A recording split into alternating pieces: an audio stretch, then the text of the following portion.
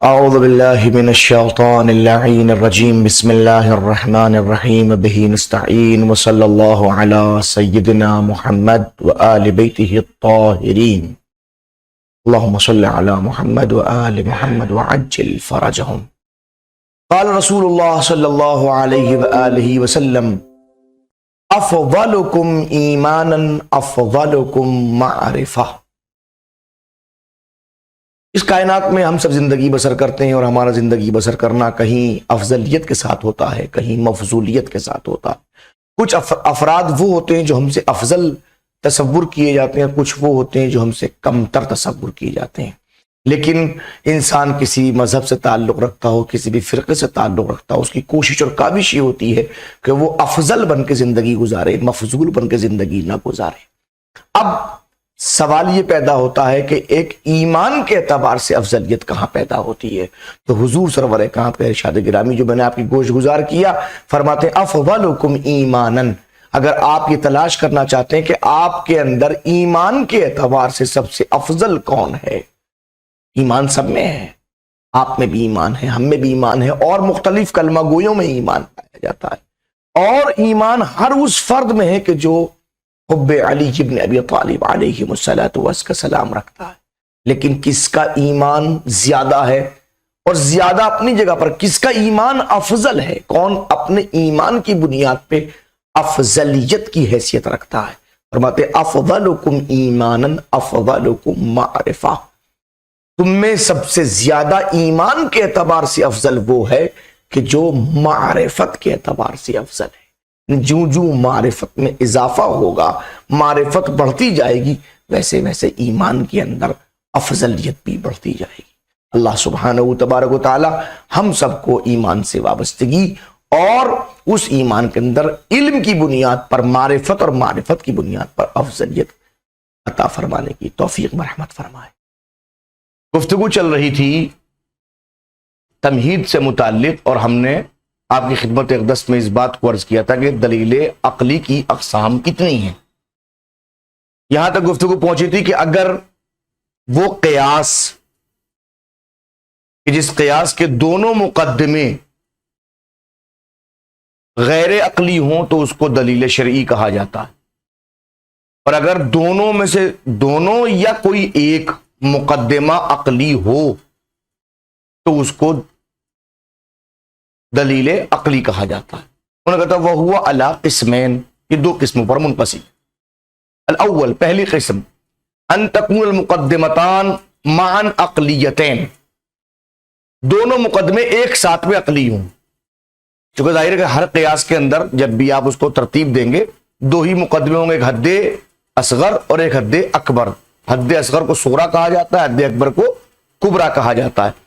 تو اگر صغرا اور کبرا دونوں مقدمے ایک ساتھ میں عقلی ہوں، جیسے اب دیکھیے کا حکم العقل، کہا حکم عقلی، کیا حکم عقلی؟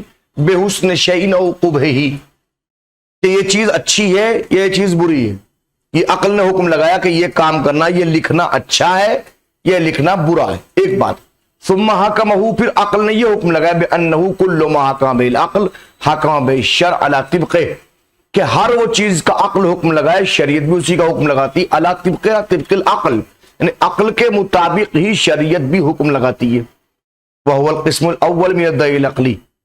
تو اب یہ اگر دونوں مقدمے اس طریقے سے عقلی ہو گئے تو اس کو دلیل عقلی کی پہلی قسم کہا جائے گا۔ وہو قسم المستقلات العقلیہ، اس کو مستقلات عقلیہ کہا جاتا ہے۔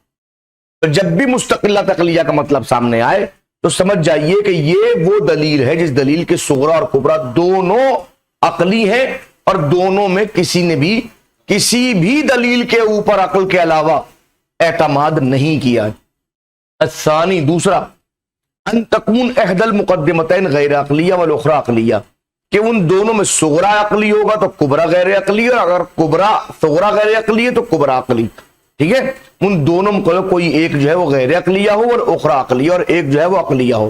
کہ حکم العقل وجوب المقدمہ عند وجوب ذیہا، جیسے عقل حکم لگایا کہ اگر کسی چیز کا وجوب سامنے آ جائے تو اس کا مقدمہ بھی واجب ہو جاتا ہے۔ کہ حکم العقل وجوب المقدمہ، مقدمے کے وجوب کا عقل حکم لگائے عند وجوب دیہا، جب ذل مقدمہ واجب ہو جائے. اگر فرض کریں ہم آپ سے کہیں گے چھت سے آپ گیند اٹھا کے لے آئیے، چھت سے آپ قلم اٹھا کے لے آئیے، کتاب اٹھا کے لے آئیے، تو اب چھت تک پہنچنے کا ذریعہ بھی حاصل کرنا آپ کے اوپر واجب ہے. فہذہ مقدمہ عقلیہ صرفہ، یہ صرف اور صرف مقدمہ عقلیہ ہے. وینضم الیہا حکم الشرع، اور اس سے آپ حکم شریعت کو منظم کریں گے. بے وجوب ذی المقدمہ، اس اعتبار سے کہ وہ کسی ذی المقدمہ کا وجوب ہے. وانما یسمى الدلیل الذی یتألف منہما عقلیا، یاد رکھیں ایسی منزل کے اوپر اس دلیل کو عقلی کہیں گے.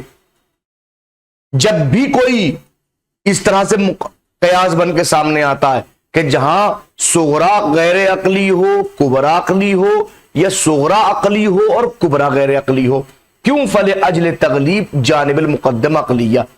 بھئی مسئلہ جب ایک طرف ایک مقدمہ عقلی غیر عقلی ہے دوسرا والا، تو دوسرے مقدمے کی وجہ سے اس کو دلیل شرعی کیوں نہیں کہا، اس کو دلیل عقلی کیوں کہا؟ فلأجل تغلیب جانب المقدمہ العقلیہ، ہم مقدمہ عقلیہ کی طرف تغلیباً جھکتے ہوئے، اس کی طرف زیادہ جھکاؤ رکھتے ہوئے. وَهَذَا هُوَ الْقِسْمُ الثَّانِي، یہی قسم ثانی بھی ہے من الدلیل عقلی کی. وَهُوَ قسم غیر المستقلات العقلیہ، اس قسم کو غیر مستقلات عقلیہ کہا جاتا ہے. وَإِنَّمَا سُمِّيَ بِذَلِكَ، اب اس کو کیوں کہا گیا؟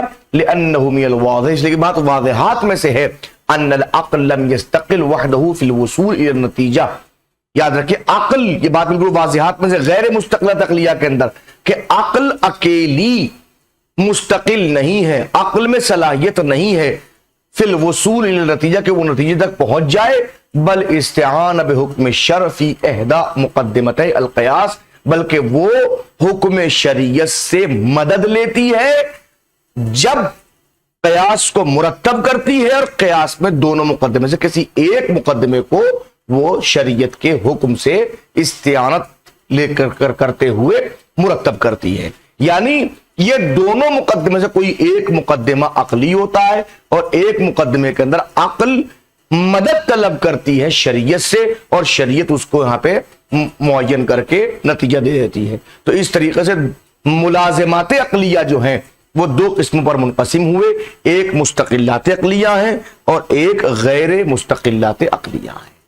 ٹھیک ہے، باقی جو دوسرے بحث ہے اس کو بعد میں انشاءاللہ. صلی اللہ علی محمد و آل بیتہ الطاہرین.